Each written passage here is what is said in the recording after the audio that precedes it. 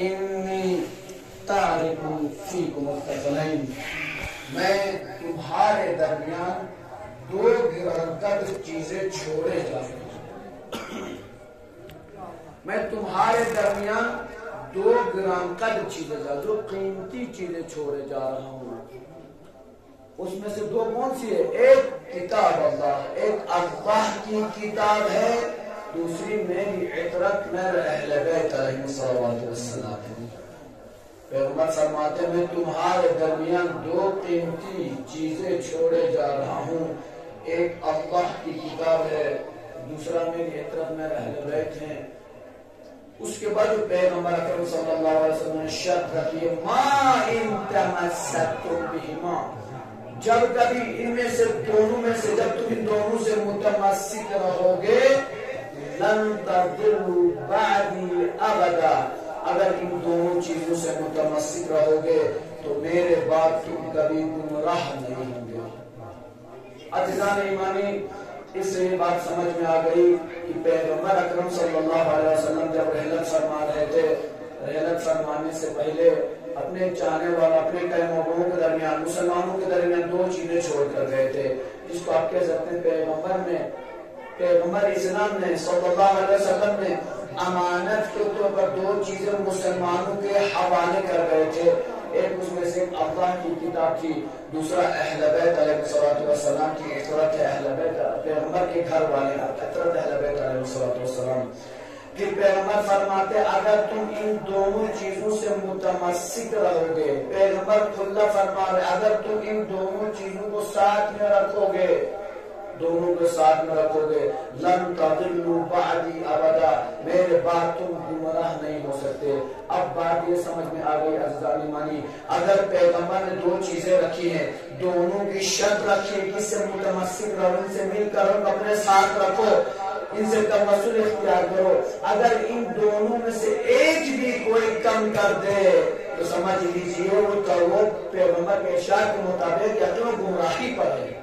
پیغمبر نے جو فرمایا تم دونوں کو ساتھ میں رکھو گے تو تم گمراہ نہیں ہوں گے، لن تضلوا بعدی ابدا، گمراہ نہیں ہوں گے۔ لیکن اگر کوئی ایک کو رکھتا ہے ایک کو نہیں رکھتا ہے، سمجھ لیجیے وہ انحراف کر رہا ہے، وہ قول رسول کی صریحاً مخالفت کر رہا ہے۔ بس تمام عالم اسلام کے لیے ضروری ہے، پیغمبر کی دو امانتیں تھی، ایک قرآن تھا، ایک اہل بیت پیغمبر ہیں، لہذا جو شخص بھی قرآن کو ساتھ رکھے اہل بیت کو اگنور کر دے، اور جو انسان بھی اہل بیت کو اپنے ساتھ رکھے قرآن کو اگنور کر دے، پہلا والا قافلہ بھی گمراہ ہے، دوسرا والا بھی گمراہ ہے۔ لہذا کامیابی اور نجات اس وقت مل سکتی ہے جب تک انسان با حیات ہے، قرآن کو بھی اپنے ساتھ رکھے، اہل بیت کو بھی اپنے ساتھ رکھے، قرآنی احکامات پر بھی عمل کرے، اہل بیت کے فرامین پر بھی عمل کرے۔ جب تم ان دونوں سے متمسک رہو گے تو قیامت تک تم گمراہ نہیں ہو سکتے۔ صلوات پڑھیں محمد و آل محمد۔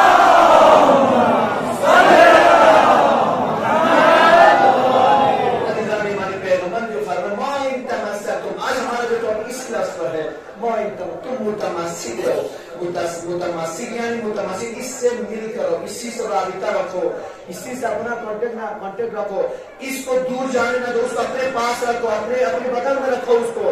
اس کا مطلب یہ کہ پیغمبر نے ہمیں ارشاد فرمایا ہے کہ اہل بیت کے ساتھ متمسک رہنا ہے، قرآن کے ساتھ متمسک رہنا ہے۔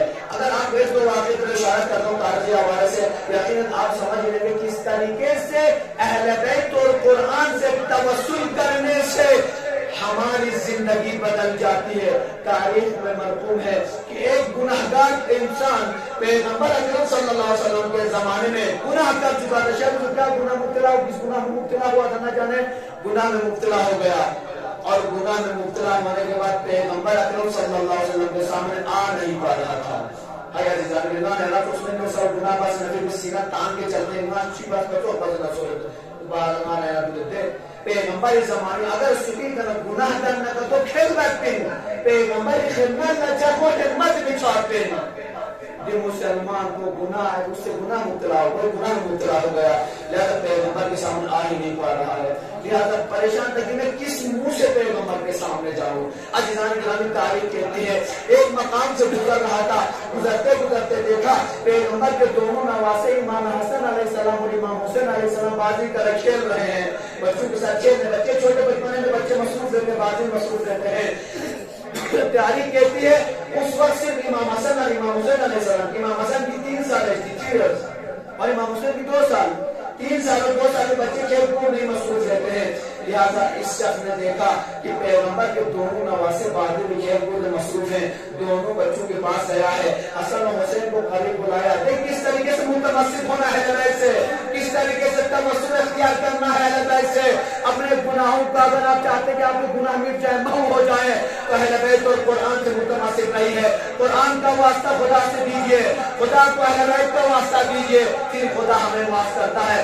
یہ شخص کہتا ہے میں حسن اور حسین کے پاس گیا، دونوں کو پاس بلایا، بلانے کے بعد دونوں کو اٹھایا، اپنی بغل میں اٹھا کر میں پیغمبر کی خدمت میں آیا، ایک شانے پر حسن کو اٹھایا، ایک شانے پر حسین کو اٹھایا، دونوں بچوں کو اپنے شانے پر سوار کر کے پیغمبر اسلام کی خدمت میں آیا ہے، آنے کے بعد دست ادب جوڑ کر کہتا ہے یا رسول اللہ میں گناہگار ہوں، مجھ سے گناہ ہوا ہے، مجھ سے گناہ سرزد ہوا ہے، میں گناہ میں مبتلا ہو چکا ہوں، یا رسول اللہ اتنے دنوں سے میں آپ کی خدمت میں آ نہیں پا رہا تھا، یا رسول اللہ میں نے حسن و حسین کا واسطہ لیا ہے، حسن و حسین کو توسل میں لے کر آپ کے پاس آیا ہوں، امید ہے یا رسول اللہ ان حسن و حسین کے صدقے میں آپ ہمیں معاف کر دیں گے، حسن و حسین کے صدقے میں آپ ہمیں معاف کر دیں گے۔ پیغمبر نے جب اس شخص کی حالت کو دیکھی ہے کہ ایک طرف امام حسن سوار ہیں، ایک طرف حسین سوار ہیں، اس شخص کو پاس بلاتے ہیں، پاس بلانے کے بعد پیغمبر فرماتے ہیں اے شخص تو نے میرے نور نظر حسن و حسین کا واسطہ دیا ہے، پیغمبر فرماتے ہیں تم آزاد ہو، تمہارے گناہ، تمہارے تمام گناہ معاف ہو گئے، میں نے بھی تمہیں معاف کر دیا، میرے رب نے بھی تمہیں معاف کر دیا، اس لیے کہ تم نے میرے حسن و حسین کا واسطہ دیا ہے۔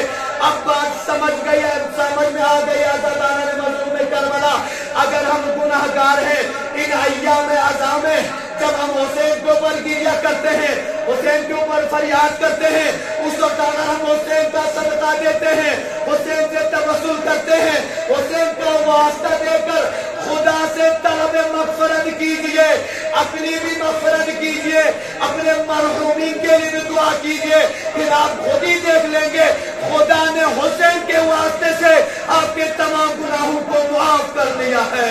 صلوات پڑھنا محمد و آل محمد۔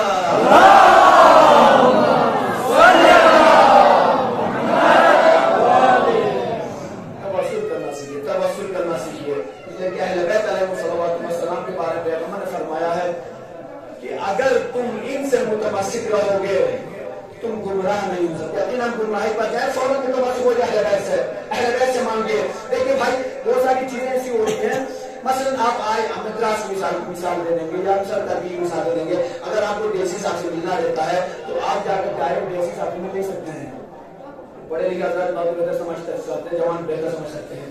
آپ یا ہمارے دیش کے وزیر اعظم جناب نریندر مودی صاحب اگر آپ ملنا چاہتے ہیں تو آپ ڈائریکٹ جا اس طرح امام جمعہ کے کمرے میں گھس جاتے ہیں، ویسے مودی صاحب کمرے میں گھس نہیں سکتے بھائی، کیوں نہیں گھس سکتے؟ اس لیے ان کا مرتبہ بہت بلند ہے، ہر اہلا گہرا ان سے مل نہیں سکتا، ان سے ملنے کے لیے پہلے آپ کو 10 چیزیں جھیلنی پڑتی ہے، پہلے آپ کو درخواست دینی پڑتی ہے، پھر وہ درخواست قبول ہونے کے بعد ان کے پی اے صاحب ملیں گے، پی اے صاحب ختم ہونے کے بعد کتنے دنوں بعد تب جا کر آپ مودی صاحب سے پوچھ سکتے ہیں۔ اب بات سمجھ میں آ گئی عزیزان گرامی، مانا یہی مودی طہارت ہمیشہ کل مودی صاحب پہلے ورنہ انہیں دیکھتا مشکلات میں تو خدا تک پوچھنے کے اتنی آسانی سے پوچھیں گے۔ وَابْتَغُوا إِلَيْهِ الْوَسِيلَةَ کہ خداوند عالمین شاہ کو قرآن مجید کو سمجھو وَابْتَغُوا إِلَيْهِ الْوَسِيلَةَ يَمْچِن نانا یرا خدا تا پلے میں پہلا واسطہ کا موشن وسیلہ لندر موشسن تب جا کے ہم ڈائریکٹ ہو سکتے ہیں. یا تو آپ اگر معصوم ہوں گے, معصوم کا جو رابطہ ہوتا ہے خدا سے وہ ڈائریکٹ ہوتا ہے. ہمارا جو خدا سے واسطہ ہوتا ہے اس کو انڈائریکٹ کہتے ہیں. آپ کا ڈائریکٹ رابطہ نہیں, انڈائریکٹ رابطہ ہے. لہٰذا چونکہ انڈائریکٹ کیوں ہے, اس لیے کہ ہم گناہوں کے دلدل میں پھنسے ہوئے ہیں, ڈوبے ہوئے ہیں گناہوں میں. لہٰذا گناہگاروں کو خدا دیکھنا پسند نہیں کرتا. لیکن جب ہم توسل کرتے ہیں اہل بیت علیہ السلام سے, قرآن کا واسطہ دیتے ہیں یا اہل بیت کا واسطہ دیتے ہیں, تو خدا ہمارے گناہوں کو اگنور کر دیتا ہے. کن کے وسیلے سے؟ اہل بیت کے وسیلے سے یا قرآن کے وسیلے سے. ہمارے جو مجتہدین, ہمارے جو علام ہیں, ہمارے جو رہبران دین ہیں, ان سے دیکھ لیجیے, ان سے سیکھے کس طریقے سے توسل کیا کرتے تھے. امام خمینی رضوان اللہ تعالی علیہ کوئی تعارف کے محتاج نہیں. امام خمینی کون ایسا شیعہ ہوگا, کون مسلمان ہوگا جو امام خمینی کو نہیں جانتا. ایک مرتبہ بندہ عقیل سفر کر رہا تھا حیدرآباد سٹی سے کرناٹک کے سفر کر رہا تھا, کسی مجالس میں جا رہا تھا. جاتے جاتے میرے پاس ایک چھوٹی سی کتاب تھی امام خمینی کے سلسلے میں, اس کتاب کو مطالعہ کر رہا تھا. تو بغل والی سیٹ میں ٹرین سے سفر کر رہا تھا, بغل والی سیٹ میں اہل سنت کے بھائی موجود تھے. تو جب میں پڑھ رہا ہوں تقریر مطالعہ کر رہا تھا, کہنے لگے آپ امام خمینی اتنا کیوں پڑھتے ہیں. میں نے کہا یار ہمارے مجتہد ہیں, ہمارے بزرگان قوم ہیں, ہم نہیں پڑھیں گے تو کون پڑھے گا. یہی ان کے ذریعے سے تو ہم لوگ بہت سی چیزیں سیکھ پاتے ہیں. جب یہ ہمارا جیسا غیر معصوم انسان ہو کہ اتنی اچھی زندگی گزار سکتا ہے تو ہم کیوں نہیں زندگی گزار سکتے ہیں. لہٰذا ہم لوگ کوشش کرتے ہیں ان لوگوں کے بتائے ہوئے فراہمی پر عمل کرتے ہوئے, ان کے بتائے راستے پر, جس راستے پر یہ لوگ چلے اسی راستے پر چلے. ہم لوگ بھی کوشش کریں گے. اگر امام خمینی نہ بن سکے تو خمینی کا ادنا سا غلام تو بن سکتا ہوں. جب میں نے اتنا کہا تو کہنے لگے بے شک امام خمینی کی بات ہی الگ ہے. میں نے کہا کہ امام خمینی پر آپ کیا نظریہ, آپ کیا جانتے امام خمینی کے بارے میں. کہنے لگے امام خمینی کے لیے مولانا شاید سے آپ سے زیادہ میں مطالعہ رکھتا ہوں. میں تعلیم تو اس وقت کہنے لگے شاید مولانا کرناٹک جاتے سب کب مولانا شاید آپ سے زیادہ امام خمینی کے مبارک مطالعہ ہم رکھتے ہیں. کیا رکھتے ہیں باقی کیا آپ باقی ہے. ان کا ایک ہی جملہ تھا, امام خمینی رضوان اللہ تعالی صرف شیعوں کے مجتہد نہیں ہے بلکہ عالم اسلام کے جہاں جہاں مسلمان بستے ہیں ان سب کے مجتہد, ان سب کے رہبر ہیں. تو آپ کو کیا چاہیے اس سلسلے سے دیکھیں کیا چاہیے بھائی. کہتے ہیں کہ امام خمینی کا جو فارمولہ تھا لائف جینے کا وہ صرف شیعوں سے مقصود نہیں تھا. امام خمینی رضوان اللہ تعالی نے پورے عالم اسلام کو سامنے رکھ کر ایک روش اپنائی تھی, ایک سلسلے کو جاری کیا تھا. لہذا ایرانیوں کی خوش بختی تھی, عمل کر کے وہ کامیاب ہو گئے. آج وہ سینت تان کے سر اٹھا کر شان سے جیتے ہیں. عرب کنٹری نے اسے شیعہ سمجھ کر اگنور کر دیا. آج بھی ان کے سر لوگوں کے سامنے, امریکہ کے سامنے, اسرائیل کے سامنے ابھی بھی جھکے ہوئے ہیں. اگر کاش اس وقت عرب کنٹری امام خمینی کے فارمولے کو آزما لیتی تو یقیناً آج پوری دنیا میں اسلام چھا جاتا جس طریقے سے آج ایران دنیا میں چھایا ہوا ہے. تب میں سمجھ گیا عزیزان ایمانی, میں سمجھ گیا کہ امام خمینی کو ہم کچھ نہیں جانتے جتنا ہمارے برادران اہل سنت جانتے, تقریباً رکھتے ہیں. لیکن ہم لوگ یہ خوش قسمتی ہے, ہم جانتے کہ امام خمینی بارے کچھ نہیں جانتے, صرف اتنا جانتے ہیں امام خمینی جانتے ہیں کہ رہبر کبیر تھے. لیکن آج ہم معاشرے میں دیکھتے ہیں وہیں امام خمینی کا نام لے لے لے کر اتنی گنڈہ گردی کی جاتی ہے, اتنا معاشرے کو خراب کیا جاتا ہے جس کے بارے میں بھی یہ کہہ سکتا ہوں شاید ان کے افعال اور ان کے کردار کو دیکھ کر امام خمینی رضوان اللہ تعالی علیہ کی قبر لرزتی ہوگی. اس لیے امام خمینی کا ایک ہی فارمولہ تھا, تمام مسلمانوں کے پلیٹ فارم پر جمع کرنا. اور امام خمینی نے ایرانیوں کو ایسا نہیں کہ مسلم شیعہ بستے ہیں, ہر مذہب کا بندہ بستا ہے, لیکن تمام ایک قوم کو ایک پلیٹ فارم پر لا کھڑا کر کے امام خمینی کو خمینی نے دنیا کو پیغام دیا تھا. دیکھو میرا فارمولہ وہی فارمولہ ہے جو پیغمبر کا فارمولہ تھا, جو اہل بیت کرام کا فارمولہ تھا. ان کا بھی ایک ہی فارمولہ تھا کہ تمام مسلمانوں کو ایک پلیٹ فارم میں جمع کرنا. ہمارا بھی ایک ہی فارمولہ ہے کہ تمام مسلمانوں کو ایک پلیٹ فارم میں جمع کرنا.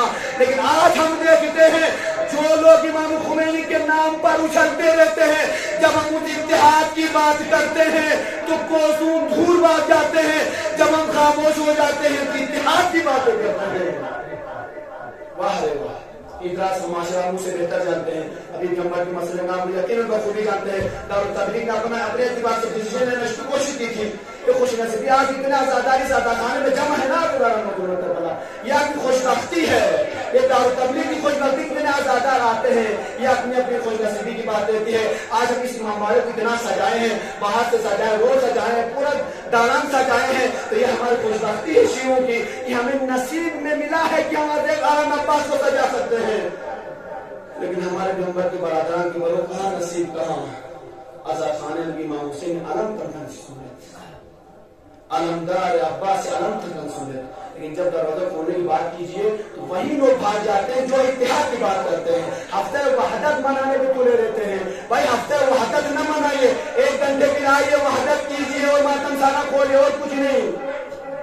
دارالتبلیغ کمیٹیز دے سب کوشش بس اس کا ایک بھی کوشش بس آخر یہاں ڈیسیجن مانا چاہ معافی مانا مشکلات دونوں طرف سے ایک نفسی کو ایک گوئے دونوں میں چھکنے رہے تھے. آخری بات سنیے.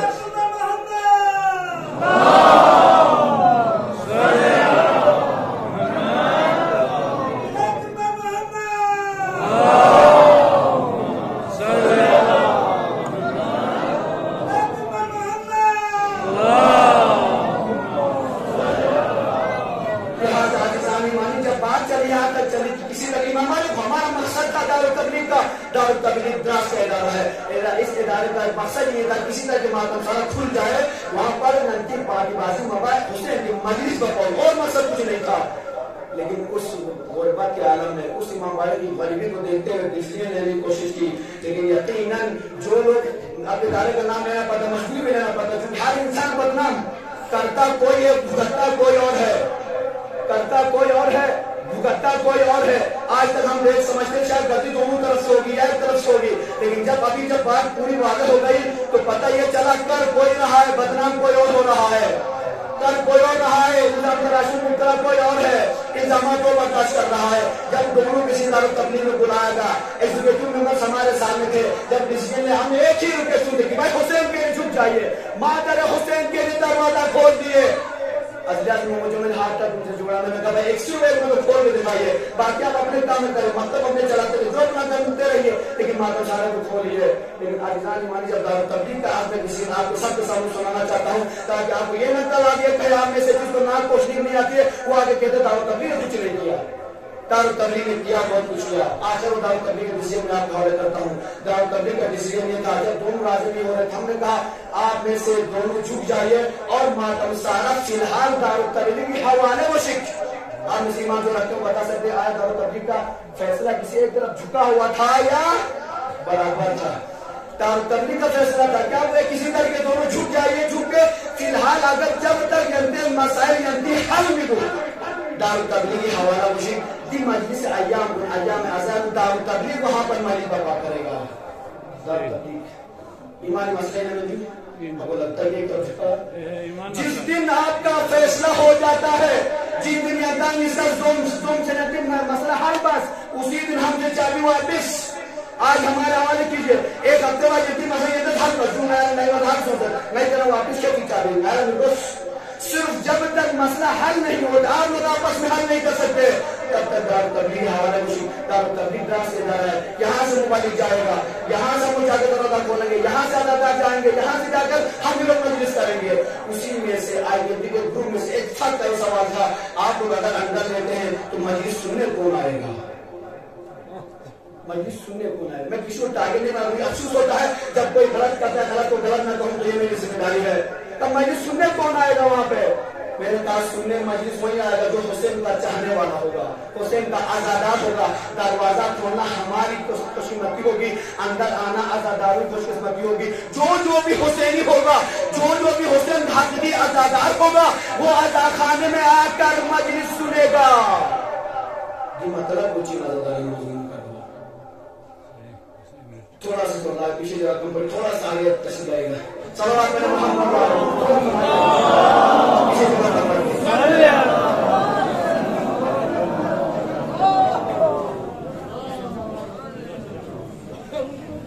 صلوات علی محمد علی محمد.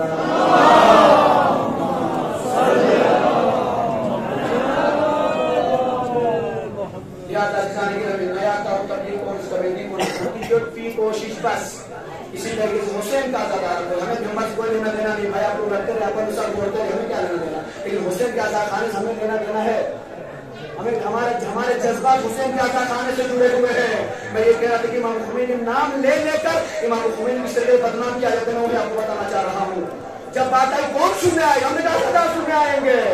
اس کے بعد جب ضابطہ نے اپنا فیصلہ سنا دیا تو فوراً دوسری جو آگا والی پارٹی ہے انہوں نے فوراً کہا دار تبدیل اگر اس طریقے سے اگر عدالت چھوڑتا ہے ہم حاضر ہیں. لیکن میں اس لیے کہہ رہا ہوں کہ آپ کسی کو غلط ہے کسی کی غلط نگاہ نہ دیکھیں. آگا والی پارٹی جو آسکے والا گروپ جو ہے انہوں نے فوراً کہا اگر دار تبدیل کا یہی ڈیسیجن ہے مادر سارا کھولنے کے لیے ہم دار تبدیل کے فیصلے پر لبیک کرتے ہیں. آ گئی دوسری پارٹی کی بات جو امام خمینی کے نام پر جان قربان کرنے کے لیے رہتے ہیں. بھائی کیا آپ کا نظریہ ہے؟ کہا نہیں ہم راضی نہیں ہے. تو چاہتے کیا؟ نہیں ہم اپنا عزاخانہ دعوت تبلیغ اور حوالے نہیں کرنا چاہتے ہیں. بند رہے گا اچھا ہے فائدہ ہے لیکن ہم آپ کے حوالے کرنا نہیں چاہتے ہیں. تو اب بات سمجھ میں آ گئی عزیزان گرامی. اتحاد کی بات کون کر رہا تھا؟ لوگوں کو یکجہتی کی بات کون کر رہا تھا؟ ہفتہ وحدت منانے کی کون بات کر رہا تھا؟ جب تم ایک عزاخانے کے لیے وحدت نہیں کر سکتے ہو تو کیا تم ہمارے سنی بھائیوں کو بیوقوف سمجھتے ہو جو یہ کہتے ہو کہ ہم سب ایک ہو جاتے ہیں؟ ارے جب تم اپنے گاؤں والے ایک نہیں ہو سکتے تو عالم اسلام کو کہاں سے ایک کرو گے؟ اسیر شین دار بیوقوف بشیر اللہ اسیر شین دراسیاں دار بیوقوف آدھا بیوقوف نوش جتنا تم تھوڑا کر رکھتے ہو ہمارے شین لوگ جا کر تھوڑے بہت رکھتے ہیں. کیا دراسیم ہمارے شین دار کو نہیں پتا ہے کہ جن ایک بنوش جن ایک کو قرار ہونی تیار ہاں ادھر سے کہنا آؤ ہم سے وحدت کرو. ارے وحدت کرنی ہے عملی میدان میں آئیے. جو بھی میں ہمیشہ ہی کہتا ہوں جو بھی وحدت کا نعرہ لگاتا نعرہ نہ لگائیے سامنے آئیے عملی میدان میں جامہ پہنا کر دکھائیے. لیکن جب ہم وحدت کی بات کرتے ہیں جو وحدت کی بات کرتے تھے وہ خود پیچھے ہٹ جاتے ہیں. ہم جب ہاتھ پھیلا کر کہتے ہیں آؤ ہم سے وحدت کرو تو وہیں سے فتویٰ آتا ہے شیخ برہان وہ سب سے بڑا ضد انقلابی ہے. اب بات سمجھ میں آ گئی سر امام خمینی کے راستے پر کون چل رہا ہے؟ امام خمینی کا فائدہ کون آزما رہا ہے؟ جو آزما رہا ہے اسی ضد انقلاب کے ساتھ نہیں ہے. تو لہٰذا امام خمینی رضوان اللہ تعالیٰ کو نام سے نہ جانیے. امام خمینی کارناموں کو بروئے کار لائیے. بروئے کار لانے کی ضرورت ہے. امام خمینی کی ایک کوئی معمولی شخصیت نہیں تھی. اگر دیکھنا چاہتے ہیں امام خمینی کا خدا سے کیا رابطہ تو سن کر عزیزان گرامی آیت اللہ بیان کرتے ہیں کہ امام خمینی رضوان اللہ تعالیٰ نے کی بیٹی کی طبیعت خراب ہو گئی. بڑی بیٹی کی طبیعت خراب ہو گئی اور وہ ہم سے پیٹ سے تھی. اس کے پیٹ میں بچہ تھا لہٰذا ڈاکٹر پر لے جایا گیا. ڈاکٹر پر لے جانے کے بعد کہتے ہیں ڈاکٹرز نے امام خمینی رضوان اللہ تعالیٰ جواب دے دیا آپ ہمیں معاف کر دیجیے چونکہ آپریشن کا مسئلہ تھا. کیا پرابلم ہے؟ کہا امام خمینی کی شخصیت کو دیکھیے کیا پرابلم ہے؟ کہا آپ کا معاف کر دیجیے. یا ہم آپ کی بیٹی کو بچا سکتے ہیں یا بیٹی کا جو پیٹ میں بچہ اس کو بچا سکتے ہیں. اگر ہم دو میں سے ایک کو بچا سکتے ہیں دونوں کو نہیں بچا سکتے. امام خمینی شخصیت آپ کیا کہتے ہیں؟ آپ بیٹی کو بچاتے ہیں بچے کو بچاتے ہیں. امام خمینی رضوان اللہ تعالیٰ کہتے ہیں آپ مجھے 2 گھنٹے ٹائم دے سکتے ہیں؟ تو 2 گھنٹے ٹائم دے کہا کیا آپ 2 گھنٹے لے لیجیے تاکہ ہم تھوڑا بہت سوچیں گے کچھ فکر کریں گے. امام خمینی کے بارے میں تاکہ امام خمینی فوراً گھر آئے. گھر آنے کے بعد اپنے بھائی کو بلاتے ہیں کہتے ہیں جاؤ مدرسے میں جاؤ مدرسے کے چند طلاب کو بلاؤ. طلاب کو بلانے کے بعد فوراً عمل کا اہتمام کرو. اب میں آج میں کلاس میں ایک ماحول مجھے سب سے پیارا لگتا ہے سب سے اچھا لگتا ہے میں بہت خوش ہوتا ہوں. اس میں یہ کہ آپ اپنے گھروں میں عمل لیجیے کہ آپ جو عمل رکھتے ہیں گھر پر اپنے گھروں میں یقیناً بہت ہی بہترین عمل ہے. اب آپ سنیے امام خمینی رضوان اللہ تعالیٰ کہتے ہیں جب سب کو طلبہ کو بلاؤ اور اس میں سے جو قاضی ہے اس کو خاص طور پر انوائٹ کرو اس کو بلانا. لیکن قاضی کا رشتہ اللہ سے زیادہ نزدیک ہے لہذا طلبہ کو بلایا گیا. بلانے پر امام کہتے ہیں دیکھو میں اپنے کمرے میں جا کر توسل کرتا ہوں تم بھی اللہ سے قرآن کا واسطہ دے کر توسل کرو کہ خدا میری بیٹی کو بھی بچائے اور میرے نواسے کو بھی بچائے. بات چلے توسل کی توسل سے دے رہی ہے. اس کے بعد طلبہ آئے ہیں امام خمینی کے گھر میں عمل یجب المضطر اذا دعاه ويجب السوء شروع ہو گیا ہے. امام خمینی دوسرے حجرے میں جا کر خدا سے توسل کر رہے ہیں. توسل کرتے کرتے 2 گھنٹے گزر گئے فریاد میں لگے ہوئے ہیں. خدا سے توسل ہو رہا ہے اہل بیت سے توسل ہو رہا ہے. 2 گھنٹے بعد ہاسپٹل سے فون آ گیا آگا آپ کو مبارک ہو.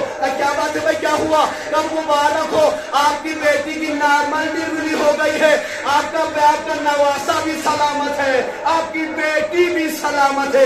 امام خمینی ہاتھوں کو بلند کر کے کہتے ہیں خدایا تیرے ہاتھ میں سب کچھ ہے، تو کسی کو عزت دیتا ہے، تو ہی سب کو ذلیل کرتا ہے۔ صلوات پڑھنا محمد آل محمد۔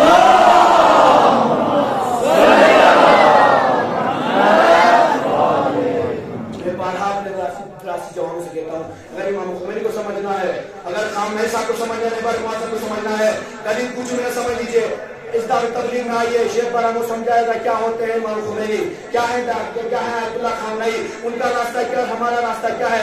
امام خمینی کو کیا سمجھایا آپ نے؟ اپنے مقصد کے لیے استعمال کرتے امام خمینی کو۔ ارے امام خمینی وہ اولیاء اللہ میں سے ہے، اس کا مرتبہ یقین معصوم امام کے مقابلے میں تو نہیں ہے، لیکن معصوم امام کے بعد ہماری نظر میں معصوم امام کے بعد اگر کسی کا مرتبہ بلند ہے تو عالم تشیع کی نظر میں امام خمینی رضوان اللہ تعالیٰ علیہ کا ہے۔ لیکن امام خمینی قربانیاں دی ہیں ہمارے لیے۔ عزاداران مظلوم کربلا امام خمینی کو سوال سنتے امام خمینی ہے پر میں سمجھ لیجیے بھائی، پیچھے کئی سے دن خراب ہو شیخ برامو چلے کوئی بانی کہتے رہیے۔ امام خمینی کے بارے میں ملتا ہے امام خمینی رضوان اللہ تعالیٰ علیہ کس طریقے سے رابطہ رکھتے تھے خدا اور علیہ الصلوات والسلام سے۔ ایک مولانا کہتے ہیں شیخ اللہ کہتے ہیں کہ جب ہم لوگ ایران میں تھے امام خمینی رضوان اللہ تعالیٰ عراق میں تعلیم حاصل کر رہے تھے، درس حاصل کر رہے ہیں، لہٰذا جب تک حاصل کر رہے تھے تو یہاں سے چونکہ وہ اتنے بڑے مرتبے پر فائز تھے، یہاں سے پیسہ ہم امام خمینی کے نام پر بھیجا کرتے تھے۔ لیکن اس زمانے میں عراق اور ایران کے حالات اتنے کشیدہ ہو چکے تھے کہ جس وجہ سے پیسہ یہاں سے وہاں ٹرانسفر کرنا بہت مشکل ہو جاتا تھا۔ یہ شخص کہتے ہیں میں پیسہ لے کر نکل گیا، کہاں پہنچا؟ میں پہلے شام گیا، پیسے امام خمینی تک پہنچانا ہے، میں شام گیا، شام جانے کے بعد میں شام کی سیر سے آیا بغداد۔ جب بغداد ایئرپورٹ پر پہنچا تو دیکھا ہر ایرانی کی چیکنگ ہو رہی ہے اور کسی کو باہر جانے نہیں دے رہے ہیں۔ میں پھنس گیا، اتنا پیسہ مومنی کو جمع کر کے امام خمینی کے لایا ہوں، اگر کہیں میں پیسہ ضبط کر دیا تو میں بھی ڈوبا اور میرا پیسہ بھی ڈوبا۔ یا تو کہتے ہیں پریشان تھا، مجھے یاد آیا اس وقت مجھے توسل کرنا چاہیے بیت سے، اہل بیت ہماری کشتی کو پار کر دیں گے۔ لہٰذا عزیزان گرامی شاہ کو صاحب کہتے ہیں میں نے مجھے فوراً یاد آیا کہ اپنے مجتہدین سے اپنے علماء سے سنا تھا جب کبھی تمہیں کوئی مشکل آ جائے باب الحوائج امام موسیٰ کاظم علیہ الصلوات والسلام کا واسطہ دیا کرو، امام موسیٰ کاظم کا واسطہ دیا کرو۔ جب تم امام موسیٰ کاظم علیہ الصلوات والسلام کا واسطہ دو گے، باب الحوائج ہیں، مشکلات کو رفع دفع کرنے والے ہیں، وہ آپ کی مشکل کو رفع کریں گے۔ فوراً میں نے توسل کیا امام موسیٰ کاظم علیہ السلام سے، اے مولا میں آپ کے بیٹے کے لیے، میں ایک سید کے لیے اتنے مومنین کا پیسہ لے کر آیا ہوں، میری مشکل کو حل فرما دیجئے۔ توسل کرنا سیکھیے، میری مشکل کو حل فرما دیجئے۔ جیسے میں نے اتنا کہہ کر ایک دعا پڑھ کے بسم اللہ کر کے نکلا تو کسی نے میرا بیگ چیک تک نہیں کیا، کسی کی نظر میرے پیسے پر پڑی نہیں۔ جب میں امام خمینی رضوان اللہ تعالیٰ علیہ کے بغل میں پہنچا ہوں، میں نے امام کو سلام کیا ہے، دعا کیا ہے، سلام و دعا کے بعد امام خمینی اس سے پہلے کہ میں انہیں اپنی مشکلات بتا دیتا، امام کہتے ہیں تم نے اچھا کر دیا کہ وہ ایئرپورٹ پر امام موسیٰ کاظم کا توسل لے لیا۔ صلوات پڑھنا محمد آل محمد۔ صلی اللہ محمد آل محمد۔ شخصیت امام خمینی کتنے تعجب میں پڑھ رہے ہیں، کبھی امام کچھ بتایا ہی نہیں۔ امام ہے نجف اشرف میں تو بغداد میں توسل کر کے امام کہتے ہیں امام خمینی کو تم نے اچھا کیا، بہت اچھا کیا کہ تم نے ایئرپورٹ پر امام موسیٰ کاظم علیہ السلام کا واسطہ دیا اور ان سے توسل کر دیا۔ میں نے تعجب سے پوچھا آقا کو کیسے خبر ملی؟ آقا میں نے آپ کو بتایا ان کو آیا، میں نے آپ کو کیسے خبر ملی؟ ارے جس سے تم نے واسطہ دیا تھا اسی نے آ کر مجھ سے کا خوشخبری بھی مجھے سنائی تھی۔ یہ ہے امام خمینی جن کا رابطہ دائر خدا اور اولیاء اللہ اور معصومین علیہ السلام ہے۔ لیکن افسوس کی بات ہے ہم خمینی کا نام لے لے کر کس طریقے سے معاشرے کو خراب کر رہے ہیں۔ جب ہم اتحاد کی بات کرتے دار تبلیغ میں سب کے جب جمع ہو جاؤ کسی کے طور پر اب میرا کہنا مقصد ایسے کرنا نہیں ہے، میرا کہنا مقصد ہے کہ جو غلط کر رہا ہے اس سے کہو غلط کر رہا ہے، غلط کر رہا ہے۔ توسل کرنا اہل بیت سے سیکھے، توسل کرنا ہمارے مجتہدین اور علماء سے سیکھے. اس طریقے سے ابھی امام حسین امام خمینی کا میں نے واقعہ بیان کر دیا کس طریقے سے توسل کرنا چاہیے تھا. لہٰذا بڑے بڑے واقعات آپ ایسے ملیں گے یقیناً لوگوں نے توسل کیا ہے خدا سے اور اہل بیت علیہ السلام سے. تب توسل کی آپ بات کریں گے. شب عاشور، شب عاشور امام حسین علیہ السلام یقیناً آپ ہم سمجھتے کہ جنگ کا میدان سجنے والا ہے. اگر ہم اور آپ ہوتے کیا کرتے؟ ہم اور آپ ہوتے تو جوانوں کو تیار کرتے اور اس طریقے سے سیاست ان کو سکھا دیتے کہ کسی طریقے سے ہمیں جنگ لڑنی اور جنگ جیتنی ہے. میرے اور آپ کا آقا، میرے اور آپ کا آقا امام حسین علیہ السلام کس چیز سے مصروف ہے؟ کسی یہ نہیں کہ کل تلوار سے لڑنا ہے.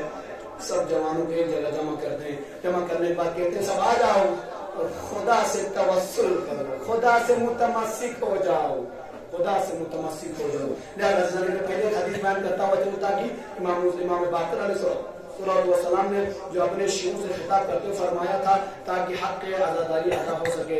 امام جعفر صادق، امام محمد باقر علیہ السلام نے جو اپنے چاہنے والے شیعوں کے نام پر جو خط لکھا تھا، ایک نامہ لکھا تھا یا ایک حدیث بیان فرمائی تھی. اس حدیث کو سن کے آپ کی زحمت تمام کرنا چاہوں گا کیونکہ آپ امام کے چاہنے والے ہیں، امام حسین سے توسل کرتے ہیں. امام فرماتے ہیں یا جابر، راوی جابر روایت بیان کرنے والے، یا جابر بلغ شیعتی عنی السلام، اے جابر میں شیعہ کو نبی طرف سلام پہنچ چکے. امام کے چاہنے والے امام باقر کو جانتے کون ہے؟ امام باقر علیہ السلام وہ امام ہے جس نے پورا کربلا کا منظر، جو کربلا کے واقعات رات کی روز جاری کرتے ہیں، اس تمام واقعے کو امام نے اپنی نظروں سے دیکھا ہے. اور امام باقر وہ امام ہے جس کو پیغمبر اسلام نے اسی جابر بن عبداللہ انصاری علیہ السلام کہلوایا تھا کہ جابر میرے ایک وارث امام محمد باقر کو میرا سلام کہنا. لیکن آخر میں بیان کرنے میں مناسب سمجھتا ہوں. لیکن امام علیہ السلام نے آپ کو کس طریقے سے یاد کیا ہے؟ پانچویں امام فرماتے ہیں یا جابر بلغ شیعتی عنی السلام، اے جابر میرے چاہنے والوں کو، میرے شیعوں کو میرا سلام کہہ دینا. میرا سلام امام نے آپ کو سلام، کتنے خوش نصیب ہے آپ، کتنے خوش نصیب ہے. امام نے آپ کو سلام کہا ہے. اس بات امام فرماتے ہیں وَعَلِّمْهُمْ أَنَّهُ لَا قَرَابَةَ بَيْنِنَا وَبَيْنَ اللَّهِ عَزَّ وَجَلَّ وَلَا يَتَقَرَّبُ إِلَيْهِ إِلَّا بِطَاعَةِ اللَّهِ. اور میرے شیعوں سے یہ بھی کہہ دینا اللہ اور ہمارے نزدیک کوئی ہمیں نزدیک نہیں آ سکتا مگر یہ کہ جو سب سے زیادہ تقوی اختیار کرے وہی لوگ اللہ کے بھی نزدیک آئیں گے، ہمارے بھی نزدیک آئیں گے. شرط امام رہی تقوی کی، جس کے اندر زیادہ تقوی ہوگا وہ ہمارے نزدیک آئے گا، ہمارا چاہنے والا ہوگا، خدا بھی اسے پسند کرے گا، ہم بھی پسند کریں گے. اس کے بعد خاص پیغام امام کے چاہنے والوں کے لیے امام نے امام فرماتے یا جابر من اطاع اللہ وحبنا فهو ولینا. اے جابر یاد رکھنا ہمارے شیعوں میں سے جو لوگ خدا کی اطاعت کرتے ہیں، من اطاع اللہ جو بھی خدا کی اطاعت کرتا ہے، وحبنا اور جو ہم سے محبت کرتا ہے، جو بھی خدا کی اطاعت کرتا ہے اور ہم سے محبت کرتا ہے، فهو ولینا وہ ہمارا دوست ہے. امام کا پیغام شیعوں کے نام، جو بھی خدا کی اطاعت کرے، جو بھی ہم سے محبت کرے، فهو ولینا وہ ہمارا دوست ہے. اس وقت امام فرماتے ہیں ومن عصى الله لم ينتفعه حبنا. اے جابر یاد رکھنا ہمارے شیعوں پیغام پہنچا دو کہ اگر تم اطاعت خدا نہیں کرو گے، عصیانیت کراؤ، خدا کی معصیت کرو گے تو ہماری محبت تمہارے کام نہیں آئے گی. اس سے بات سمجھ میں آ گئی آزادارانہ مظلوم کربلا امام کے چاہنے والوں کہ جب تک خدا کی اطاعت نہیں کرو گے، جس چیز کو خدا نے ہمارے لیے واجب کرا دیا ہے اس واجب کو عمل نہیں کرو گے، تب تک حب اہل بیت تمہارے لیے کام نہیں آئے گی. جب خدا کی اطاعت کرو گے، ساتھ میں اہل بیت کو بھی ساتھ میں رکھو گے، ان سے محبت کرو گے تو یہ محبت اہل بیت تمہیں کام آئے گی. لیکن خدا کی معصیت کرو گے، صرف محبت اہل بیت کا دعویدار بن کر رہو گے تو صرف دعویدار بن کر رہو گے لیکن محب امام نہیں کہلاؤ گے. ضرورت ہے خدا کی اطاعت کرنا، خدا نے جس چیز کو ہمارے لیے واجب کرا دیا ہے اس چیز کو واجب کرا دینا، جس چیز کو ہمارے لیے حرام کرا دیا ہے اسے حرام سمجھنا، جس چیز کو اہل بیت نے ہمارے لیے واجب کرا دیا، سنت کو کرا دیا ہے اسے امن انجام دینا۔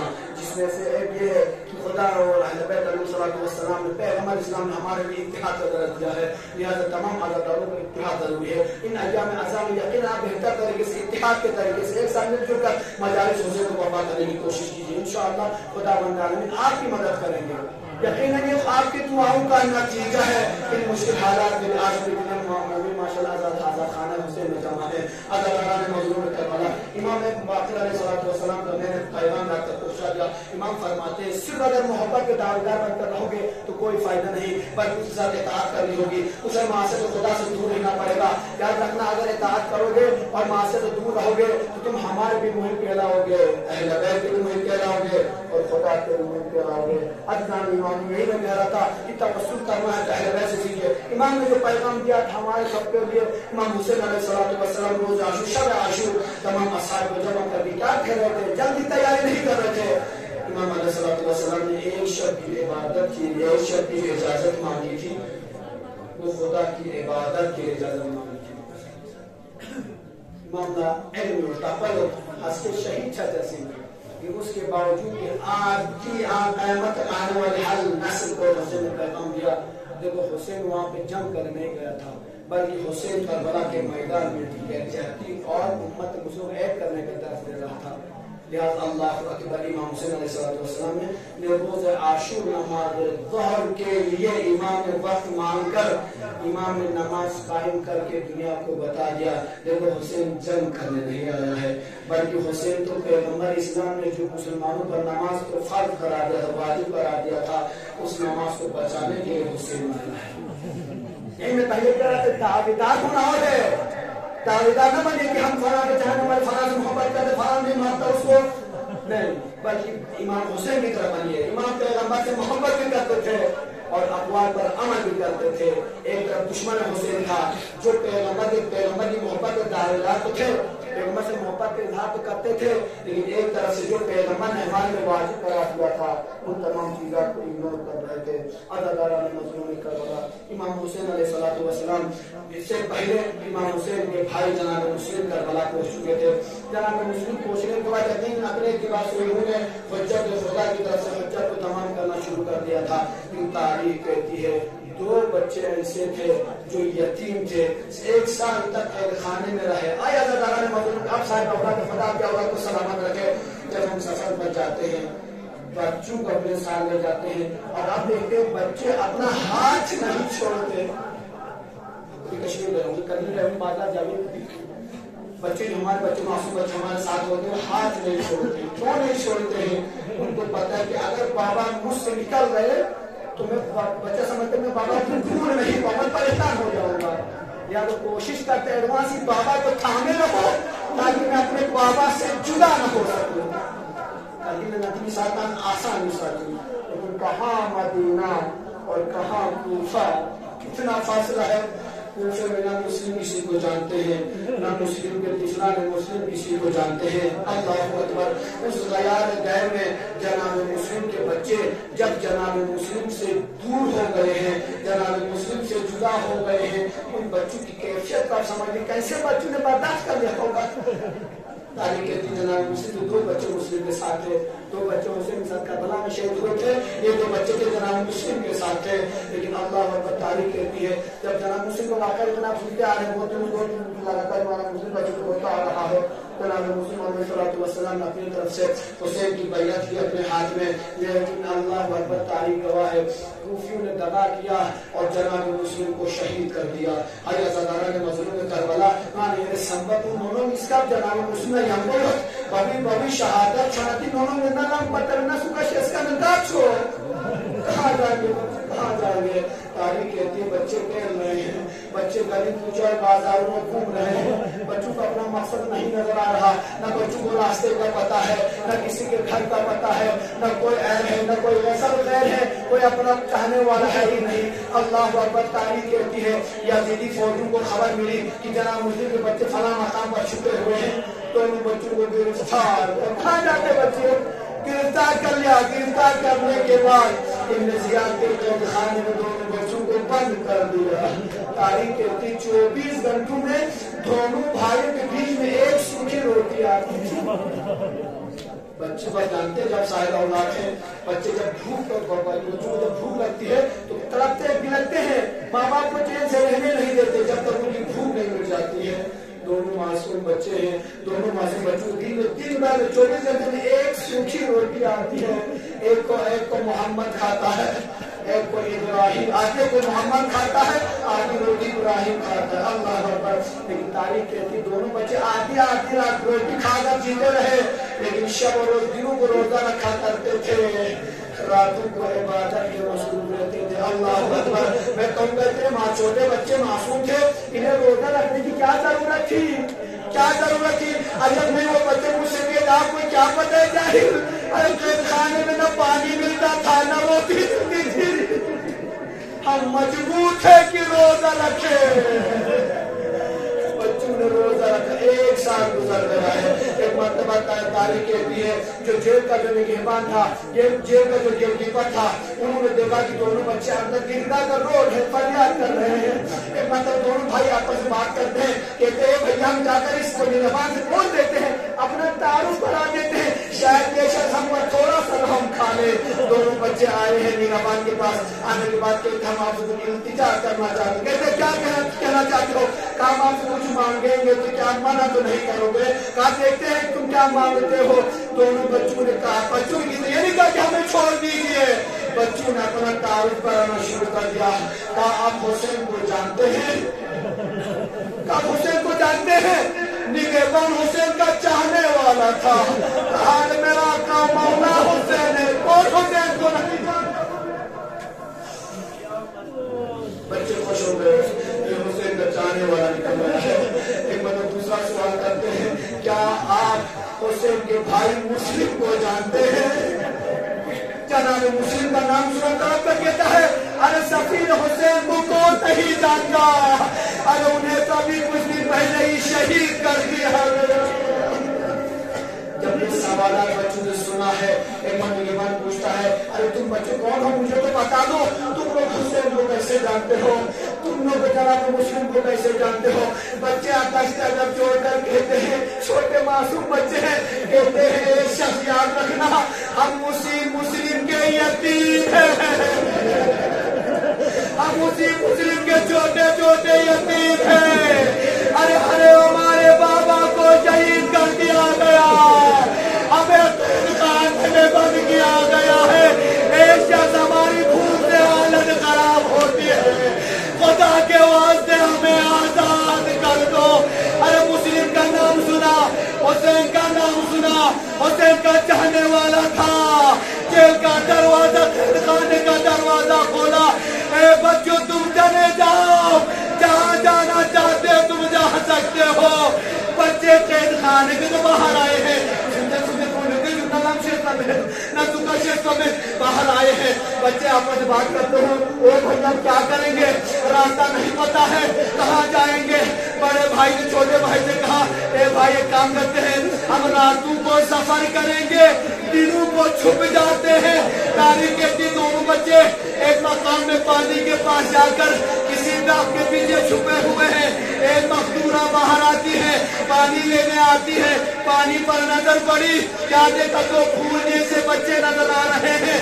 इधर उधर देखा, कौन है पूछने लगी। एक मरतबा दोनों बच्चों को पाया, दोनों बच्चों को पास बुलाया, बुलाकर कहती है बच्चों अरे ये तो बताओ तुम कौन हो, इन मुश्किल हालात में तुम यहाँ क्या कर रहे हो।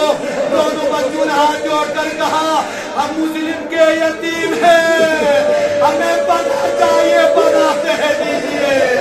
खातून ने बच्चों को पनाह दिया, लेकिन हाय रे करबला, पितराने मुस्लिम को इस ठिकाने में भी आराम न मिला। इसी जगह से इब्न जियाद ने बच्चों के सर लाने वालों के लिए इनाम का ऐलान कर दिया। इससे खातून का जब शौहर घर पर आया है, दोनों बच्चे कमरे में छुपे हुए हैं, कान में देखा रोने की आवाज आ रही है, या बच्चों की कौन सी सजा रही है। उठकर देखता है, क्या देखता है,